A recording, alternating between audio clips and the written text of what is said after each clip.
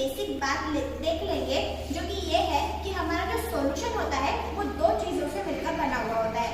हम सभी को पता है सॉल्यूशन के अंदर एक सोल्यूट होता है और दूसरा होता है सॉल्वेंट। अब हम हमारा मेन पार्ट स्टार्ट करते हैं, जो कि है पोलोरीमीटर। तो पोलोरीमीटर एक डिवाइस है। अब ये एक ऐसा डिवाइस है जो सॉल्यूशन के अंदर कॉन्सेंट्रेशन ऑफ सोल्यूट को मेजर करने का काम करता है। और उसी तरह से जो हमारा स्पेक्ट्रोफोटोमीटर है ये भी सेम काम करता है, यानी कि ये भी concentration of solute in the solution को मेजर करने का काम करता है। बट अब इसके अंदर डिफरेंस क्या है?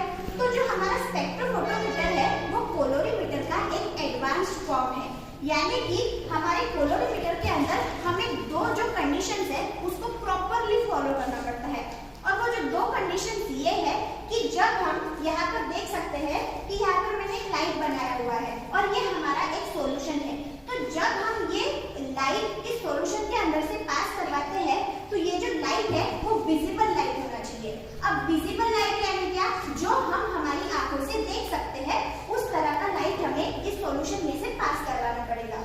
और जो हमारा जो सॉल्यूशन है वो हमेशा कलर्ड सॉल्यूशन होना चाहिए। अब हम ये याद कैसे रखेंगे? पोलोरीमीटर के अंदर कलर दिख रहा है, यानी कि हमारा सॉल्यूशन कैसा होना चाहिए? कलर्ड सॉल्यूशन होना चाहिए। अब हम देखते हैं कि हमारा जो स्पेक्ट्रोफोटोमीटर है वो कैसा होता है और वो कैसा काम करता है। तो स्पेक्ट्रोफोटोमीटर जो है ये जो दो लिमिटेशन से पोलोरीमीटर के इसको ब्रेक कर देता है, यानी कि क्या? हम ये जो लाइट सोर्स है इसके अंदर विजिबल लाइट के अलावा भी बाकी बहुत सारे लाइट्स का यूज कर सकते हैं, जैसे कि यूवी लाइट, एक्स रेज, हम आईआर रेज का यूज कर सकते हैं, हम माइक्रोवेव्स का यूज कर सकते हैं।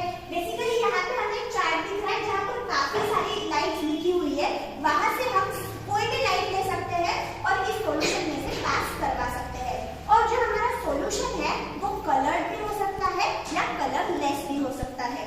तो ये था हमारा पोलोरीमीटर और स्पेक्ट्रोफोटोमीटर। अब हम हमारा लास्ट पार्ट देखेंगे, जो कि है estimation of Cu2+ from tetraammine copper sulphide complex. तो इसके अंदर हमें दो चीजों को बनाना पड़ेगा। तो जैसे कि मैंने यहाँ पर बनाया हुआ है, ये एक ग्राफ है और ये वाला दूसरा ग्राफ है। तो सबसे पहले हमें ये ग्राफ की स्टडी करनी पड़ेगी। अब वो कैसे? हमने यहाँ पर एक सॉल्यूशन लिया था, जैसे कि हमें पता है कि जो टेट्राअमाइन कॉपर सल्फाइड का जो सॉल्यूशन होता है वो कलर्ड सॉल्यूशन होता है। हमने इसे लैब में प्रिपेयर किया हुआ है। ये किस कलर का होता है? ये डीप ब्लू कलर का सॉल्यूशन होता है। तो हमने उस सॉल्यूशन में से एक विजिबल लाइट को पास करवाया। अब हमें क्या देखना है? यहाँ पर जो एक फोटो सेल लगा हुआ है वो हमें बताता है कि हमारे सॉल्यूशन ने कितना अमाउंट ऑफ लाइट को एब्जॉर्ब किया है।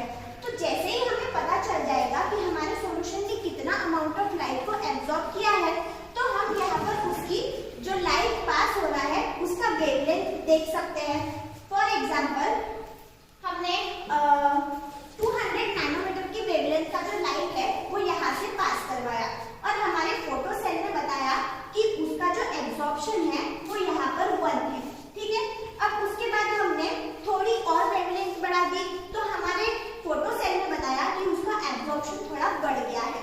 फिर हमने और थोड़ी वेवलेंथ बढ़ा दी तो हमारे फोटो सेल ने बताया कि उसका जो एब्जॉर्प्शन है और थोड़ा बढ़ गया। लेकिन जब हमने और वेवलेंथ बढ़ाई तो हमारा फोटो सेल बताता है कि उसका एब्जॉर्प्शन कम हो गया, और बढ़ाई तो एब्जॉर्प्शन और कम हो गया, यानी कि हमें कुछ इस टाइप का ग्राफ यहाँ पर देखने के लिए मिला। तो ये जो हमारा हाईएस्ट पॉइंट है जहाँ पर एब्जॉर्प्शन सबसे ज्यादा होता है, इसको हम क्या कहते हैं? लैम्बडा मैक्स कहते हैं। बेसिकली जो लैम्बडा है वो वेवलेंथ को रिप्रेजेंट करता है।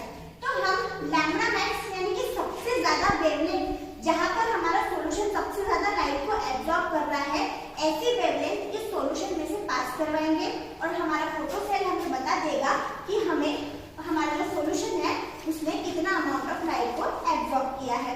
अब हम हमारे सेकंड ग्राफ पे आते हैं। अब हमें तो बताइए कि हमारे सॉल्यूशन ने इतना अमाउंट ऑफ लाइट को एब्जॉर्ब किया है, यानी कि हमें पता चल जाएगा कि कॉन्सेंट्रेशन ऑफ सोल्यूट हमारे सॉल्यूशन में कितना है। अब आप सोच रहे होंगे कि कॉन्सेंट्रेशन ऑफ सोल्यूट हम कैसे देख सकते हैं?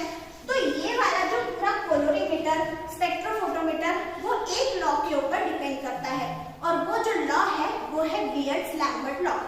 पियर्स लैम्बर्ट लॉ कहता है कि total amount of absorption by the liquid is directly proportional to the concentration of the solute. यानी कि जितना amount of absorption by the solution होगा उतना अमाउंट ऑफ